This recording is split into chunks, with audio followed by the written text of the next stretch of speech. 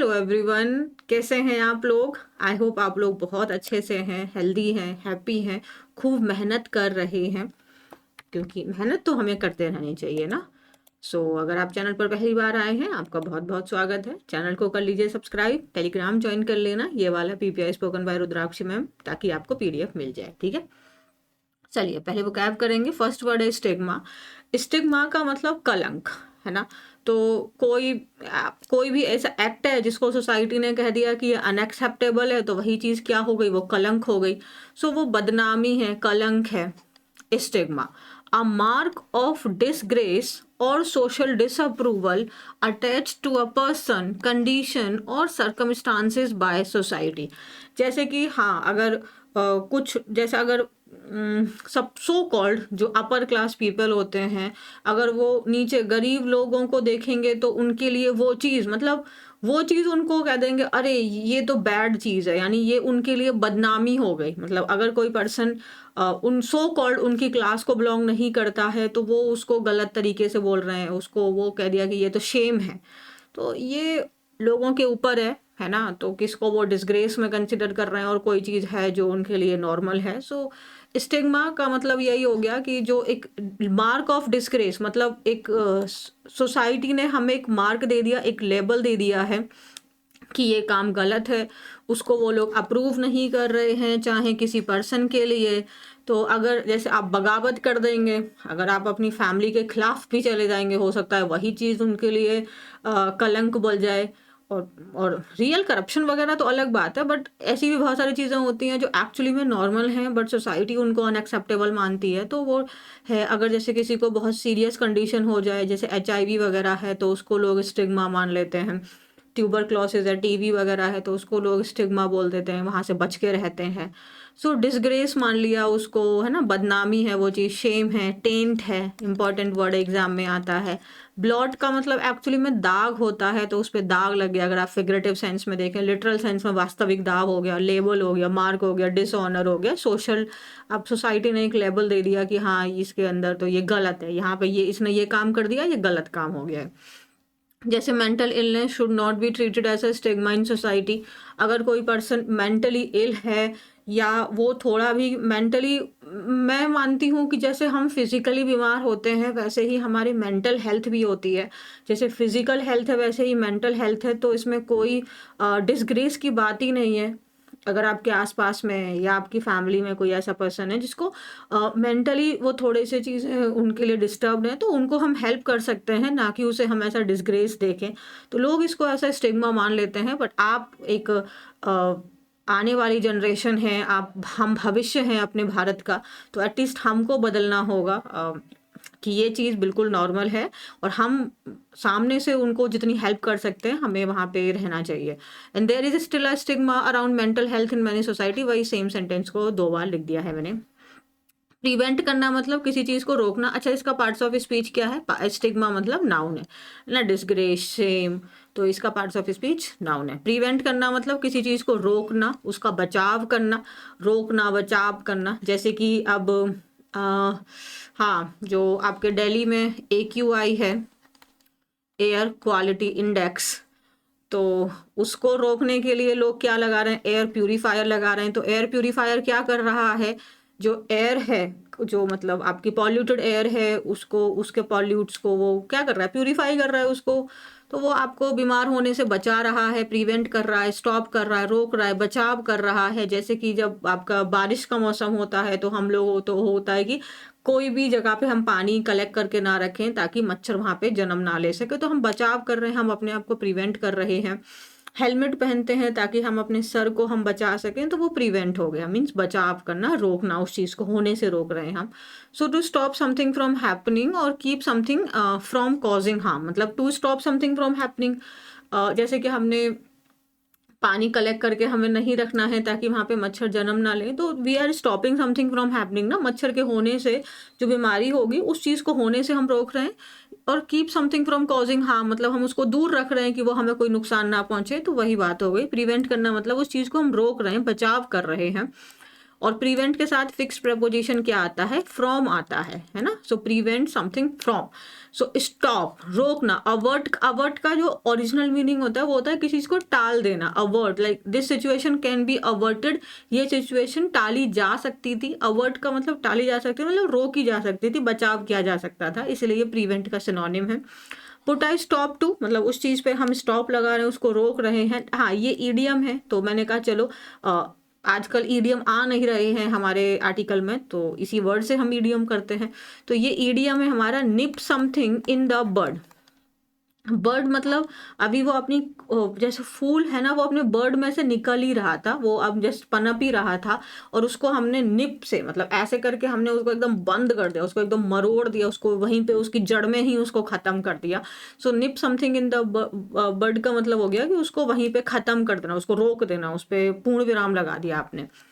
So the guard prevented the students from entering the hall. तो guard जो आपके यहाँ पे पर्सन के बारे में बोली गई है ना, जो आपके गार्ड्स होते हैं, तो उन्होंने रोका, रोका, एंट्री लेने से रोका।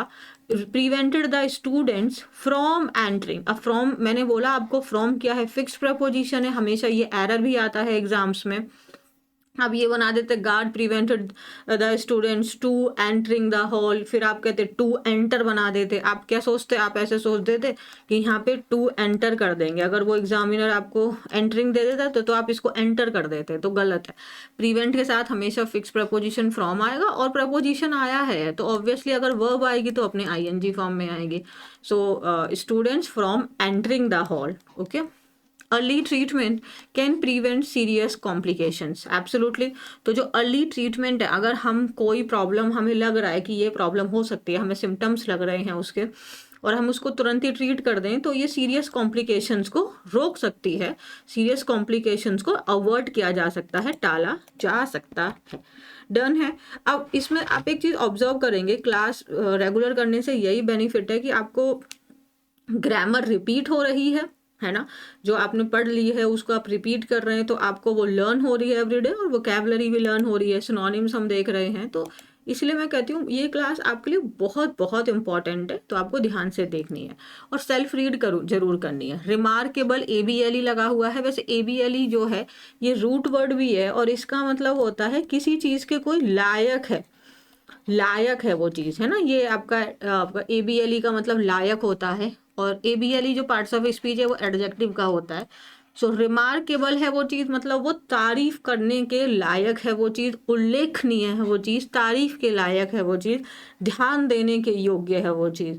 तो आपकी परफॉर्मेंस रिमार्केबल थी, मतलब तारीफ के लायक है वो चीज़, worthy of attention because it is unusual, special और इम्प्रेसिव, मतलब वो चीज़ बहुत अच्छी है, तो ऑब्वियसली वो ध्यान देने के लायक है, क्योंकि वो बहुत अनयूजुअल है, बहुत स्पेशल है, इम्प्रेसिव है, और जनरली हम इसे पॉजिटिव सेंस में ही यूज़ करते हैं। रिमार्केबल परफॉर्मेंस का मतलब है बहुत अच्छी परफॉर्मेंस है आपकी, ध्यान देने के लायक है। नोटेबल का एग्जैक्ट मीनिंग होता है ध्यान देने के लायक। एक्स्ट्राऑर्डिनरी मतलब भव्य है, बहुत अच्छी है वो चीज़। आउटस्टैंडिंग, अमेजिंग है, एक्सेप्शनल है, बहुत अच्छी है ना, एकदम अपवाद है। एक्सेप्शन का मतलब अपवाद होता है, एक्सेप्शन मतलब अपवाद है, मतलब बहुत अच्छी है, बहुत अनयूजुअल है, इम्प्रेसिव, इम्प्रेसिव है, स्ट्राइकिंग है। She showed remarkable courage in difficult circumstances. तो डिफ़िकल्ट सिचुएशंस में उसने क्या शो किया, करेज। लेकिन करेज क्या था, करेज को हमने मॉडिफाई कर दिया, बहुत मतलब तारीफ करने के योग्य उसने साहस दिखाया, मतलब उसने जो साहस दिखाया, साहस को हमने और क्वालिफाई कर दिया उसमें, और वैल्यूज ऐड कर दी, ये बता के रिमार्केबल मतलब एक्स्ट्रा ऑर्डिनरी करेज दिखाया उसने डिफ़िकल्ट सर्कमस्टांसेस में। तो करेज आपका क्या है, करेज आपका नाउन है, और नाउन को मॉडिफाई कर रहा है, ये एडजेक्टिव है, ये वर्ब है, ये प्रोनाउन है, सब्जेक्ट की तरह काम कर रहा है। सर्कमस्टांसेस नाउन है, नाउन को मॉडिफाई कर रहा है, कैसे सर्कमस्टांसेस, डिफ़िकल्ट, मुश्किल, तो ये एडजेक्टिव है। ये प्रेपोजिशन है, तो ये कंप्लीट आपका प्रेपोजिशनल फ्रेज हो गया है। The project achieved remarkable success with in a short time. With in a short time मतलब कुछ ही समय में, कम ही समय में जो प्रोजेक्ट है उसने अचीव किया रिमार्केबल सक्सेस, मतलब बहुत ज़्यादा वो सक्सेसफुल हो गया, बहुत ज़्यादा वो सक्सेस उसने पा ली। Success is your noun and succeed is your verb. So this is your verb first form. So आप ऐसे मत सोचिए कि ये आपका V2 हो गया है ना, यू कैन सक्सीड। अब यहाँ पे कैन सक्सीड यही आएगा, बट सक्सीडेड अगर हम लगाएंगे तो वो आपका ये हो गया और फिर उसके बाद में ईडी लगा दिया, तो ये आपका V2 एंड V3 है, ठीक है।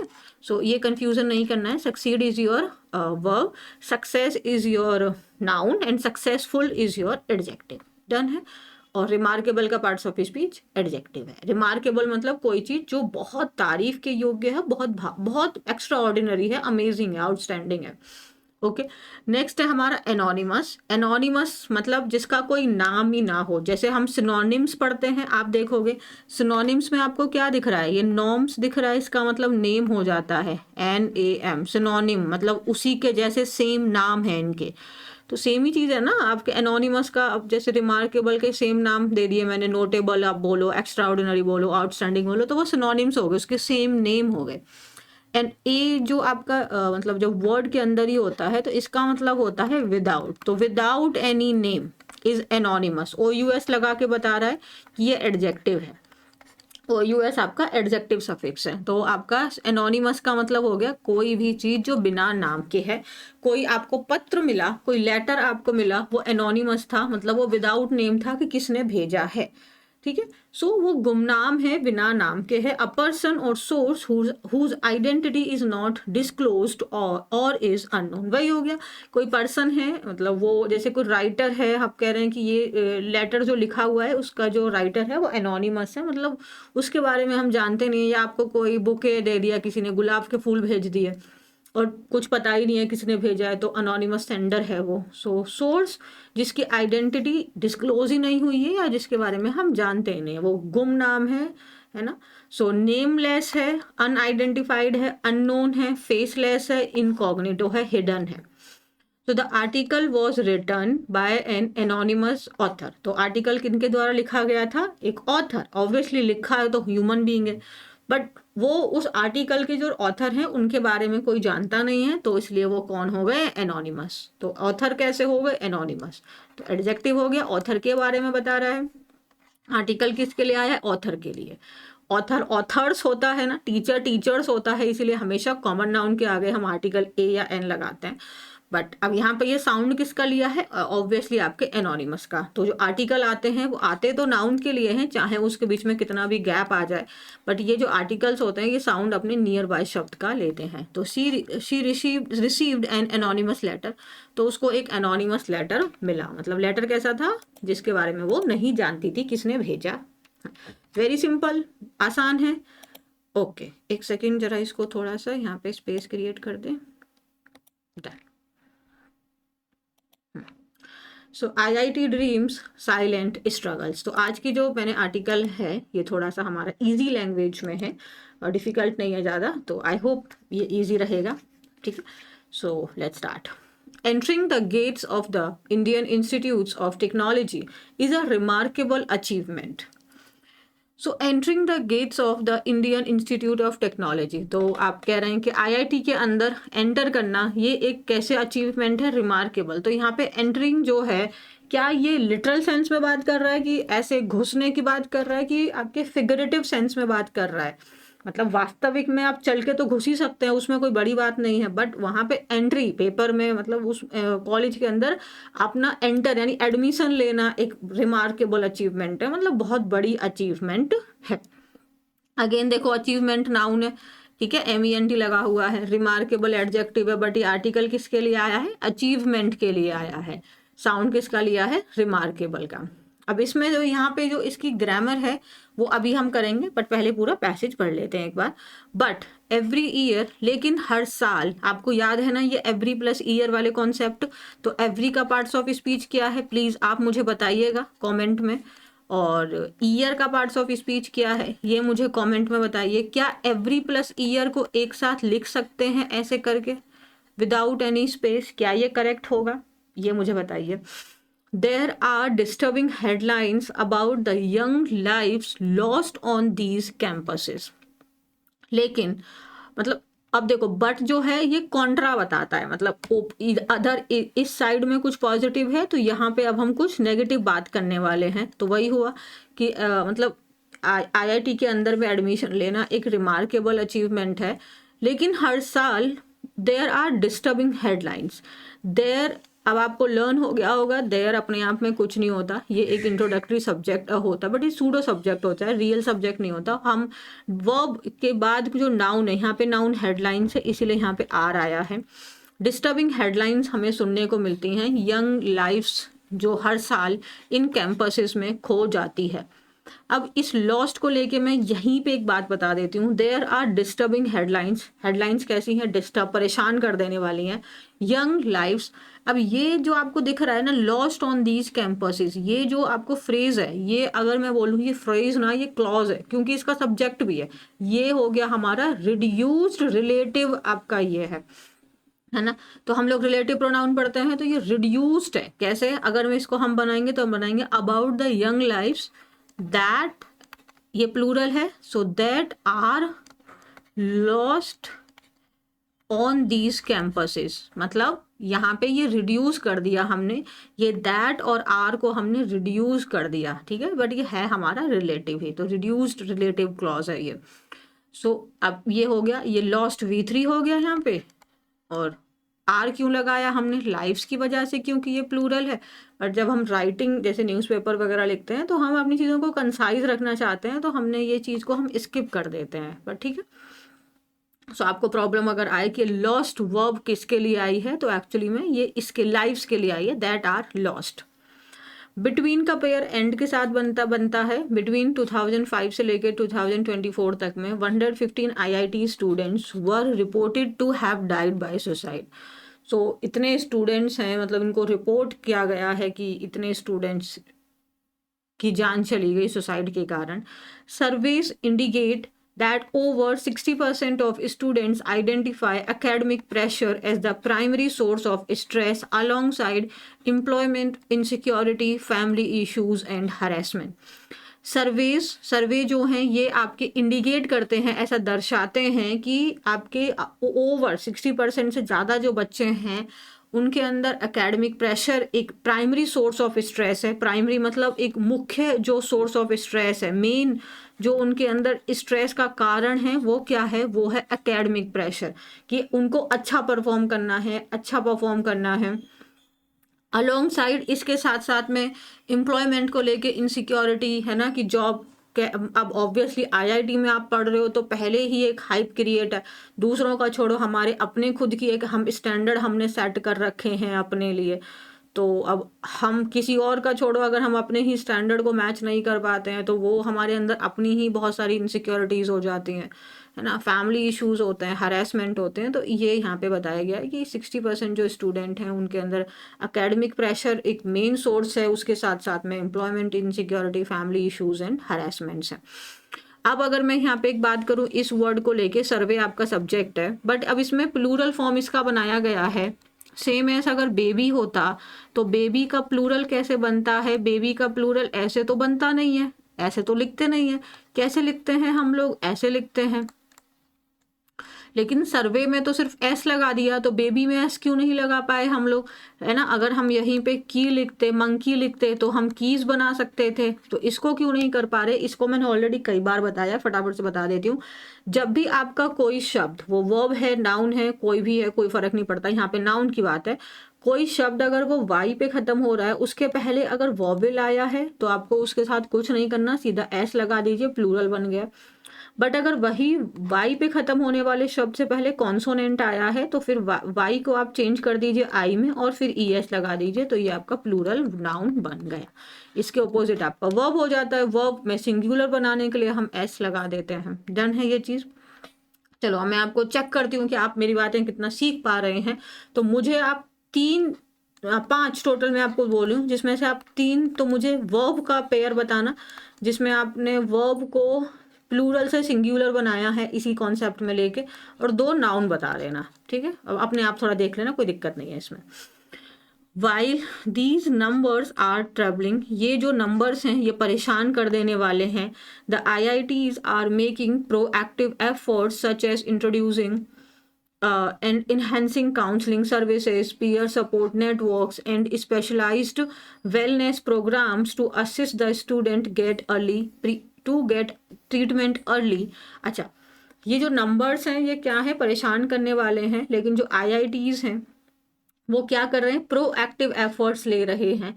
प्रोएक्टिव का मतलब होता है कि आप जो आपको लग रहा है कि ये प्रॉब्लम हो सकती है तो उससे पहले ही आप मेजर्स ले रहे हैं, उससे पहले ही आप उस चीज़ को लेके एक्शंस ले रहे हैं। सो मतलब प्रोएक्टिव, पहले ही आप एक्टिव हैं उस प्रॉब्लम के होने से पहले। जैसे कि आपके एग्जाम्स हैं और आपको पता है कि ऑब्वियसली मेरे एग्जाम्स होंगे, सपोज अभी हमारा ईयर का एंड चल रहा है और जो बच्चे 2026 को टारगेट कर रहे हैं, बट उनके एग्जाम सपोज कि अगस्त से शुरू होने वाले हैं, 2026 के अगस्त से, बट वो प्रोएक्टिव स्टूडेंट वही है जो आज से पढ़ाई शुरू कर दिया इसी डेडिकेशन के साथ में, तो आप प्रोएक्टिव स्टूडेंट हो। बट अगर आप नोटिफिकेशन के बाद पढ़ने लगोगे then you are not proactive, you are reactive. अब आप रिएक्ट कर रहे हो नोटिफिकेशन पे, you are not at all proactive. Proactive means आप उस चीज़ से पहले ही आपने एक्शन ले लिया, आपने अभी पढ़ना शुरू कर दिया। एंड प्रोएक्टिव का पार्ट्स ऑफ स्पीच क्या है, एडजेक्टिव है, ठीक है। सो IIT क्या है, अब प्रोएक्टिव एफर्ट ले रहे हैं, मतलब अब वो पहले से ही चीज़ों को लेके एफर्ट ले रहे हैं कि कैसे इन चीज़ों को सुधारा जा सके, कि बच्चों की प्रॉब्लम्स को हम समझें, है ना। सच एस एग्जाम्पल देने के लिए तो क्या प्रोएक्टिव एफर्ट्स ले रहे हैं वो आगे, जैसे कि introducing and enhancing counselling services, मतलब काउंसलिंग सर्विसेज को इंट्रोड्यूस कर रहे हैं उसमें, और कैसे उसको इम्प्रूव किया जा सकता है उस सर्विसेज को, वो काम कर रहे हैं। पीयर मतलब जो उनके स्टूडेंट्स के जो फ्रेंड्स हैं, पीयर मतलब आपके जो सेम एज के लोग हैं उनका एक नेटवर्क है कि अगर, क्योंकि दोस्त ज़्यादा बेटर समझ पाएगा ना अपने दोस्त को, तो वो ऑलरेडी उनके साथ में जो कैंपस है वो हो रहा है कि भाई अगर आपको लग रहा है कि आपका फ्रेंड प्रॉब्लम में है तो आप हमें रिपोर्ट करिए। And specialised wellness programmes, assist करना मतलब उनको गाइड करें, हेल्प करें स्टूडेंट को, ताकि उनको वो ट्रीटमेंट जल्दी ही मिल सके। Prevent them from feeling alone, ये तो बहुत ज़्यादा है कि अगर हम बस कुछ ना करें किसी के जीवन में, बस उसको ऐसा महसूस करा दें कि तुम अकेले नहीं हो, आई थिंक वो ऑलरेडी खुद ही इतना कैपेबल है कि वो सब सुधार लेगा अपने जीवन में, बस उसको ये महसूस हो जाए कि वो अकेला नहीं है।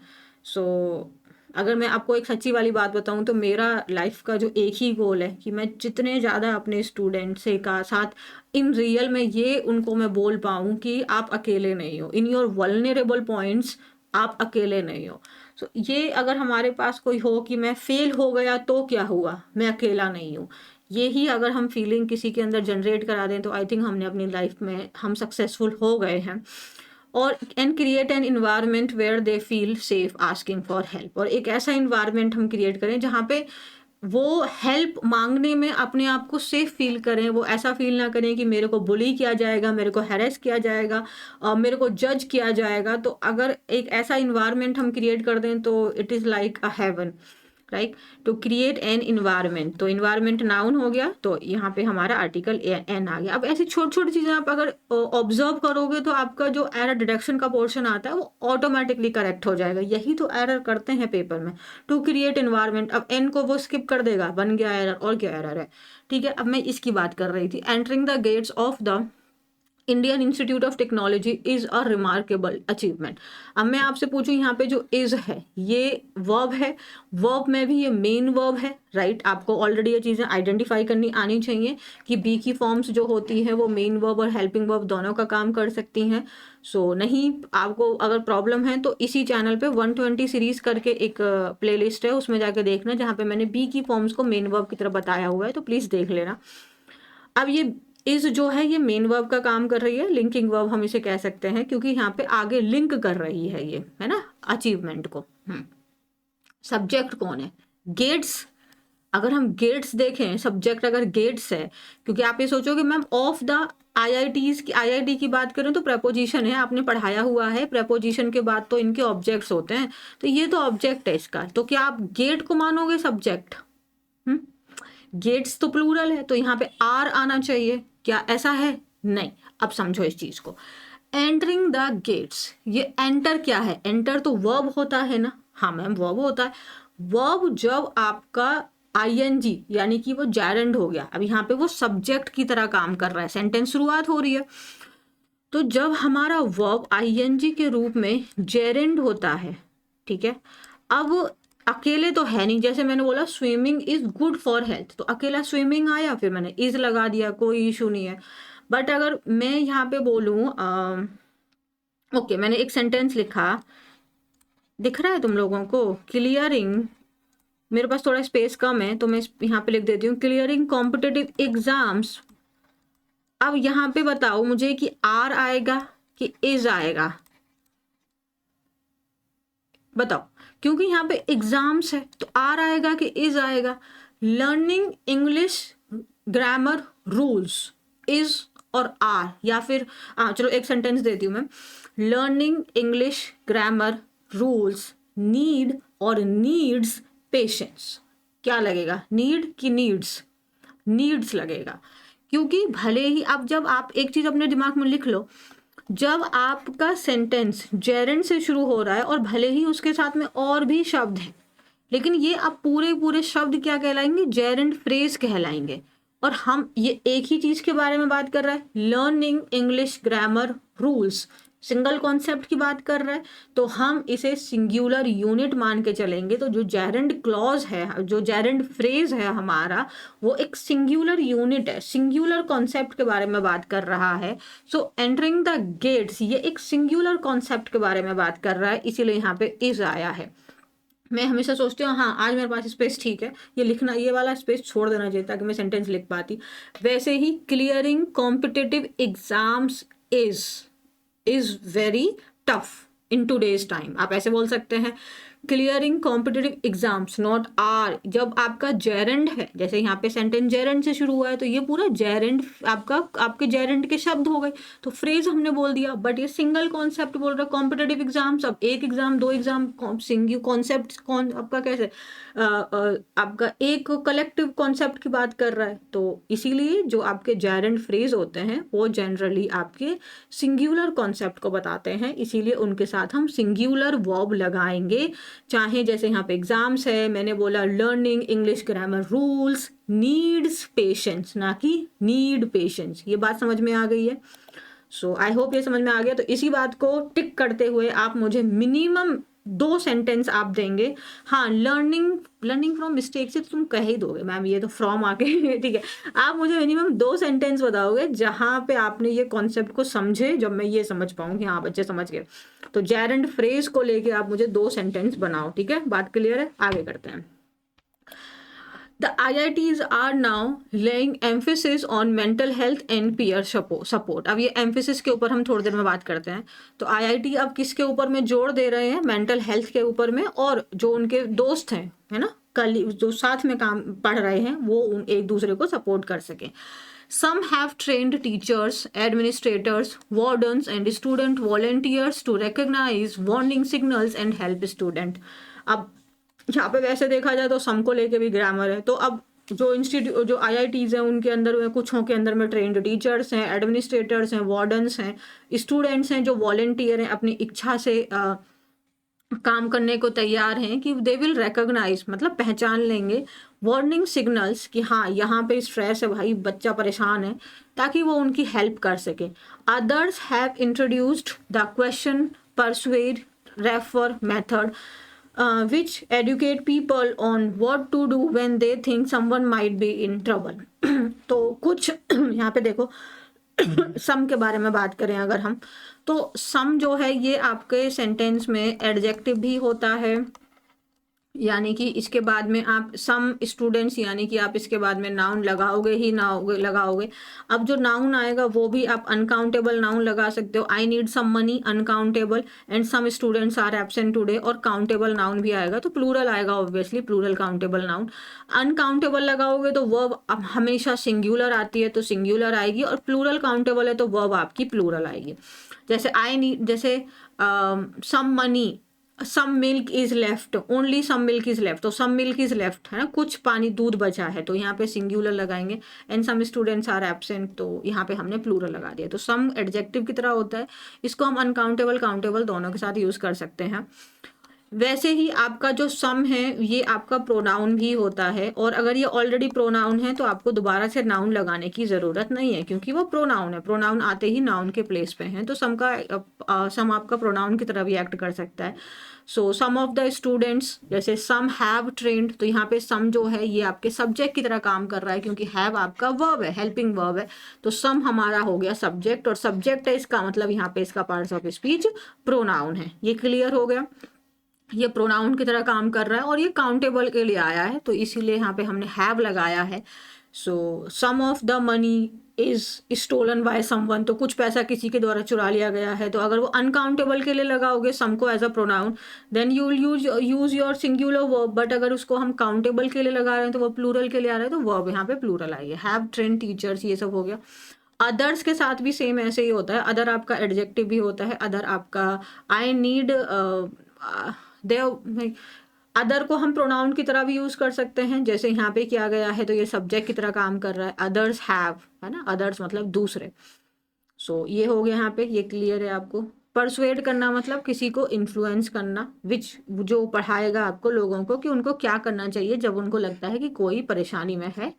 So counselling services, peer support, suicide awareness, accessible support for all are all various measures that various institutions are taking to ensure that help is available. तो ये कुछ एक्शंस वो लोग ले रहे हैं कि काउंसलिंग सर्विसेज है, स्टूडेंट्स एक दूसरे को सपोर्ट करें, सुसाइड को लेके अवेयरनेस क्रिएट करना है, जो सपोर्ट है वो एक्सेसिबल है कि मतलब स्टूडेंट्स उस तक रीच कर सकें, है ना। तो ये कुछ मेजर्स हैं जो वेरियस इंस्टीट्यूशंस के द्वारा लिए जा रहे हैं, ये सुनिश्चित करने के लिए कि बच्चों तक हेल्प पहुँचे। कुछ IITs हैं, have also restructured academic demands to reduce structure, उन्होंने अपने एकेडमिक सिलेबस को भी रीस्ट्रक्चर किया है ताकि वो स्ट्रेस को कम कर सकें। IIT बॉम्बे फॉर एग्जांपल, जैसे अब एग्जांपल के लिए उन्होंने IIT बॉम्बे को किया, उन्होंने अलाउ किया है कि फर्स्ट ईयर के जो स्टूडेंट्स हैं वो ड्रॉप कर सकते हैं एक टॉपिक अपना हर एक सेमेस्टर में।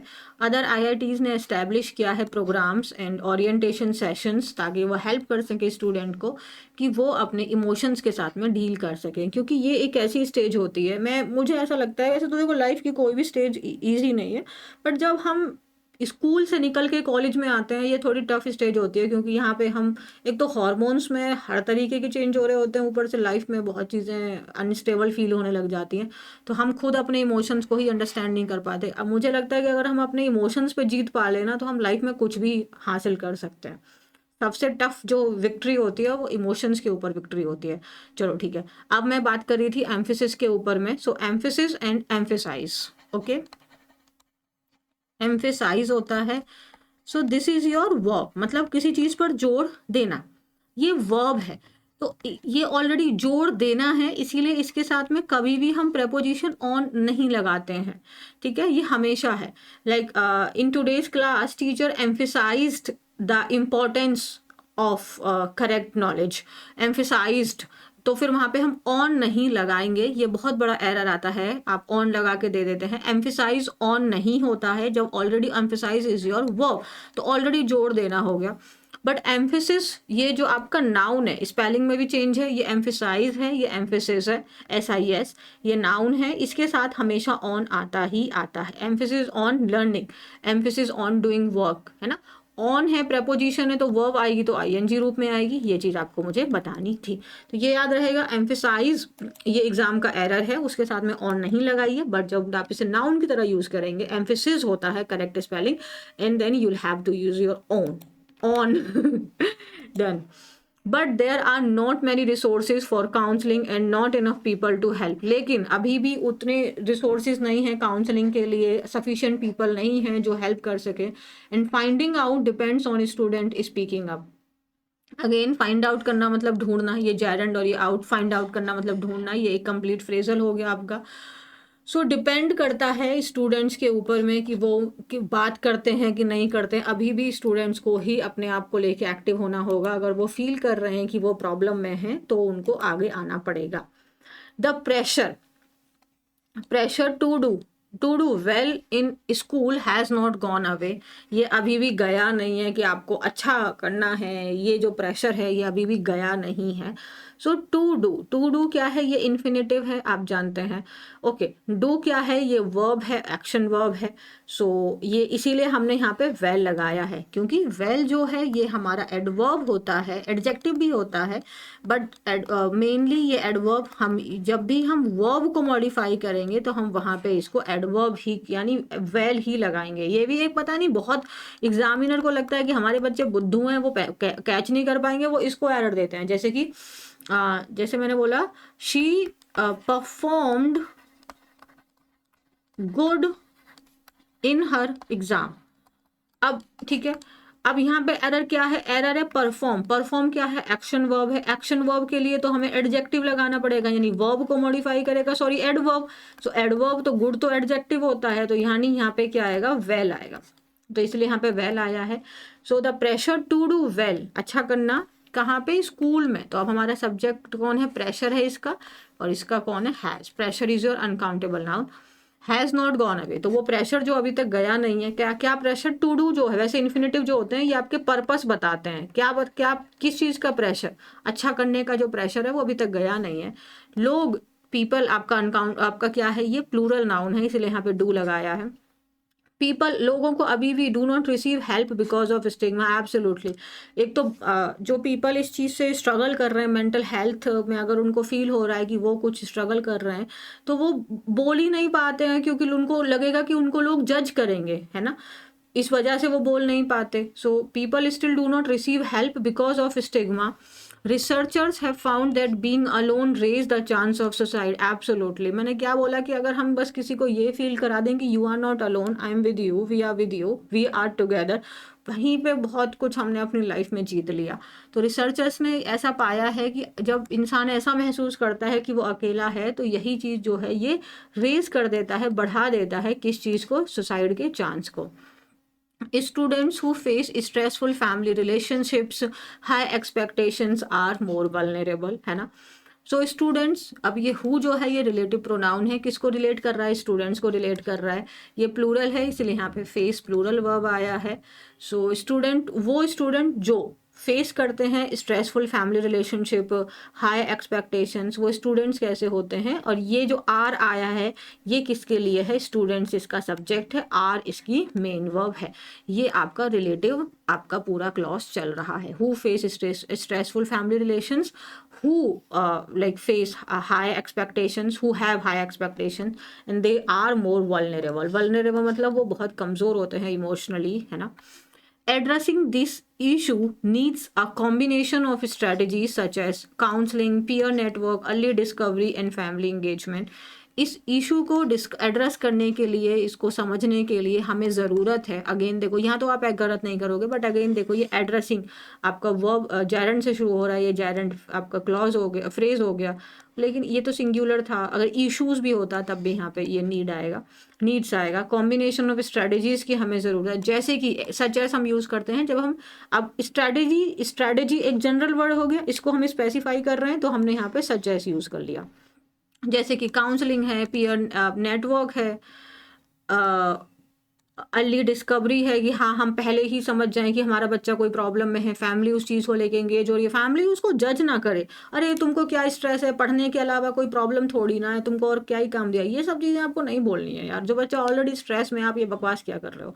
डिजिटल टूल्स जैसे कि anonymous check ins give students a safe way to reach out when they are struggling but not ready to talk openly. To make campuses safer, we need to modify policies and the way people think। तो to make campuses safer, अब यहाँ पे आप देखेंगे ये आया है आपका सेफ। क्या होता है, आई एम फीलिंग सेफ। हाँ, सेफ क्या है, सेफ आपका है, आपका एडजेक्टिव की पॉजिटिव डिग्री है। सेफर हम क्या बोलेंगे, this place is safer than that, मतलब कंपैरेटिव, ये जो जगह है उस जगह से ज़्यादा सुरक्षित है। तो हम दो चीज़ों के बीच में कंपैरिजन कर रहे हैं, कंपैरेटिव डिग्री हो गया और सेफेस्ट हो गया। हाँ, सबसे ज़्यादा है तो ऑब्वियसली तीन या तीन से ज़्यादा के लिए हम लोग अपना सुपरलेटिव डिग्री यूज़ करते हैं। बट अगर यहाँ पे देखोगे आगे तो कुछ और यूज़ क्या नहीं है, कंपैरिजन कैसे, फिर हम यहाँ पे सेफर क्यों लगाया है। सी ये आपका देखो, अब जैसे मैंने बोला this place is safer than that one, तो इसका मतलब उससे ज़्यादा है, तो ये एक्सप्लिसिट क्लियरली हमने अपना कंपैरिजन शो कर दिया देन का इस्तेमाल करके। है ना। देन आपका आपका क्या है, ये कंपैरेटिव कंजंक्शन है, कंपैरिजन वाले वर्ड्स के साथ हम यूज़ करते हैं इसको। यहाँ पे तो हमने देन भी यूज़ नहीं किया है, सेंटेंस भी कंप्लीट नहीं हो रहा है, तो फिर हमारा ये कैसे हो गया, फिर हमने यहाँ पे सेफर क्यों यूज़ किया। देखो आप कॉमन सोचो ना, ये आपका इम्प्लिसिट है, मतलब इनडायरेक्टली यहाँ पे कंपैरिजन है। To make campuses safer means जितने पहले हैं, जो पहले की कंडीशन है उसकी कंडीशन में पास्ट की जो अभी उसकी कंडीशन में और इम्प्रूव करना है, उसको इम्प्रूव्ड करना है। सो जो कैंपसेस हैं उनको इम्प्रूव करना है, प्रेजेंट से उसको इम्प्रूव करना है। समझ में आया, इसलिए हमने यहाँ पे यूज़ किया है। तो ऑब्वियसली हम कंपैरेटिव डिग्री को इस सेंस में भी यूज़ करते हैं जब हमने डायरेक्टली बात नहीं दिखा रहे हैं, बट हम इस तरीके से भी यूज़ कर सकते हैं।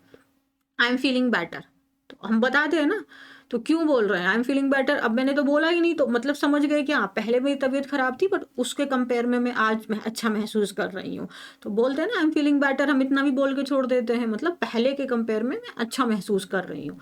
तो ऐसे हो गया ये वी नीड टू, हमें ज़रूरत है मॉडिफाई करने की। मॉडिफाई करना मतलब उसमें सुधार करने की, जो पॉलिसीज़ हैं और जिस तरीके से लोग सोचते हैं। अगर लोग सोचना सही कर दें तो आधी से ज़्यादा प्रॉब्लम सॉल्व हो जाएंगी।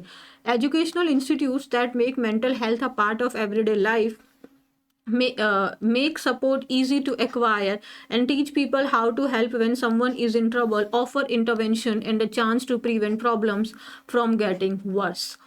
तो एजुकेशनल इंस्टीट्यूशंस जो मतलब कर रहे हैं, बना रहे हैं कि मेंटल हेल्थ को अपना पार्ट बना रहे हैं वो एवरीडे लाइफ का। Now I am giving you next homework and that is everyday. Everyday में हमने ऐसे क्यों लिखा है, ये वाला एवरीडे हमने एक साथ क्यों लिखा है, इसको हम अलग अलग क्यों नहीं लिख सकते, ये गलत क्यों होता। तो जो एजुकेशनल इंस्टीट्यूट्स हैं जो मेंटल हेल्थ को एवरीडे लाइफ का एक पार्ट बना रहे हैं कि हम मेंटल हेल्थ को भी हम उसके बारे में भी बात करें, उसको लेके भी अवेयर हों। और क्या बना रहे हैं वो लोग, सपोर्ट ईजी कर रहे हैं, एक्वायर करना मतलब उसको गेन करना, और लोगों को टीच कर रहे हैं, पढ़ा रहे हैं कि कैसे हम किसी अगर कोई परेशानी में है तो हम कैसे उसको ऑफर इंटरवेंशन। इंटरवेंशन मतलब हम कैसे उसको अपनी हेल्प ऑफर कर सकते हैं। इंटरवीन करना मतलब एक्ट करना, तो कैसे हम उसके लिए एक्शंस ले सकते हैं, अपनी हेल्प उसको ऑफर कर सकते हैं। And a chance to prevent problems from getting verse.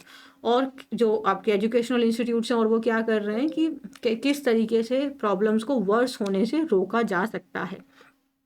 इस चीज़ में फैमिलीज भी एक बहुत इंपॉर्टेंट रोल प्ले करती हैं। As parents need to know about mental health and what their children are going through. क्योंकि पेरेंट्स को जानना ज़रूरी है कि अबाउट मेंटल हेल्थ, उनको ये नहीं लगना चाहिए कि मेंटल हेल्थ कोई बीमारी है, कोई स्टिग्मा है। उनको ये नहीं फील होना चाहिए कि अगर किसी को पता चल गया कि उसके बच्चे के साथ में ये प्रॉब्लम हो रही है तो सोसाइटी क्या सोचेगी। ये सब थॉट्स अपने दिमाग से निकाल देने हैं। तो हाँ, हर किसी को इस चीज़ के रिगार्डिंग अवेयर होने की ज़रूरत है, पेरेंट्स को अवेयर होने की ज़रूरत है। उनको समझने की ज़रूरत है कि उनका बच्चा किस किस सिचुएशन से गुजर रहा है। इंटरवेंशंस मीन्स जब आप इंटरवीन कर रहे हैं, इन्वॉल्व हो रहे हैं, हस्तक्षेप कर रहे हैं आप ताकि उस सिचुएशन को बेहतर कर सकें। Continuous monitoring and continuous research, ये कॉन्टीन्यूअस जो है यहाँ पे ये कॉमन है, इसीलिए ये कॉन्टीन्यूअस मॉनिटरिंग एंड रिसर्च ये कंपाउंड नाउन की तरह काम कर रहा है। बिगन, ये चीज़ें शुरू हो चुकी हैं। Begin, began, began third form है ये। द चैलेंज, लेकिन अभी भी चैलेंज ये है कि ये सुनिश्चित करना कि ये जो इनिशिएटिव्स हैं ये कंसिस्टेंट रहें, ये जो एक्शंस लिए जा रहे हैं, ये जो प्रोएक्टिव मेजर्स लिए जा रहे हैं ये कंसिस्टेंट रहें। Monitoring and collecting data will show if progress is still being made. तो अगर हम लगातार मॉनिटरिंग करते रहेंगे, डाटा कलेक्ट करते रहेंगे, तो ये दिखाएगा कि हाँ प्रोग्रेस अभी हो रही है कि नहीं हो रही है। मतलब हम रियल में ये सिर्फ बातें बोलने के लिए हैं कि इन रियल हम स्टूडेंट्स की हेल्प कर पा रहे हैं। Student suicide exposes cultural and systemic flaws which can be reversed only families, educational institutions and policymaker work collaboratively। तो ये जो स्टूडेंट सुसाइड है ये क्या एक्सपोज करता है कि दोनों तरफ से हमारे कल्चर में प्रॉब्लम है कि हमने स्टडीज़ को लेके बच्चों के ऊपर में इतना स्ट्रेस डाल दिया है कि जैसे वो फेल हो गए तो पता नहीं जीवन में ही फेल हो जाएंगे। ये चीज़ हमें अंडरस्टैंड करना बहुत ज़रूरी है। ये सिस्टम में पूरा फ्लॉ है क्योंकि एकेडमिक्स इस तरीके से डील करती है कि यही सब कुछ लाइफ है, तो ये भी हमारा एक फ्लॉ है, कमी है ये, जिसको रिवर्स किया जा सकता है, जिसको सुधारा जा सकता है यदि फैमिलीज, एजुकेशन इंस्टीट्यूशंस और जो पॉलिसी मेकर हैं वो एक साथ मिलके काम करें। तो मेंटल हेल्थ को सही करने के लिए टाइम की, एफर्ट की और कंसिस्टेंट अटेंशन की ज़रूरत है। इसको एक साथ में डील नहीं कर सकते। और मुझे लगता है कि ये सबसे बेसिक चीज़ आप तभी वही कर सकते हो अगर आप बस ये इसको समझो कि इट इज़ वेरी नॉर्मल, ये कोई स्टिग्मा नहीं है, ये नॉर्मल है। जैसे नॉर्मली हम बीमार होते हैं वैसे ही हम मेंटली बीमार हो सकते हैं, तो it's not a big deal. तो जिस दिन हम ये समझने लग जाएंगे कि it is not a big deal, so उसी दिन से बहुत चीज़ें सुधर जाएंगी। एंड देखो यार, मैं लिटरली बताऊँ, आई कांट टीच एवरीबडी ना। मैं ये मान चुकी हूँ अपनी लाइफ में कि मैं सबको नहीं सुधार सकती। सो मेरी लाइफ का तो गोल बस इतना ही है कि मैं आई जस्ट वांट कि मैं जब तक मैं जिंदा हूँ मैं अपने स्टूडेंट्स को हर बार ये बोलूँ कि जब भी आपको ऐसा लगे कि आप प्रॉब्लम में हैं, कोई चाहिए आपको सुनने और समझने के लिए, then I am always ready. बस मुझे वही उसी चीज़ के लिए मैं मेहनत कर रही हूँ, और उसी दिन मैं अपने आप को सक्सेसफुल मानूंगी जिस दिन वहाँ तक मैंने पहुँच गई। मैं खुले में बोल दूँ कि yes, I am always there. आपको टाइम चाहिए, आपको अटेंशन चाहिए, आपको पैसा चाहिए, आई एम देयर। सो बस this is my goal, this is my mission. So I hope हम लोग मिलके ये मिशन को डेफिनेटली सक्सेसफुल करेंगे। So thank you very much मेरे साथ में जुड़ने के लिए, मेरे साथ पढ़ने के लिए, because teaching is my, it's like passion, it's like my everything. और आप लोग पढ़ते हैं, आप लोग सुनते हैं, कुछ इम्प्रूव आपके साथ में हो रही होती हैं चीज़ें, तो मुझे बहुत अच्छा लगता है कि येस, लिटिल बिट ही सही, but I am doing something good in my life. So thank you very much for each and everything. और हाँ, मुझे जो आपको मैंने होमवर्क दिया है वो बताइएगा ज़रूर। आज की क्लास कैसी लगी आपको ये भी मुझे बताइएगा।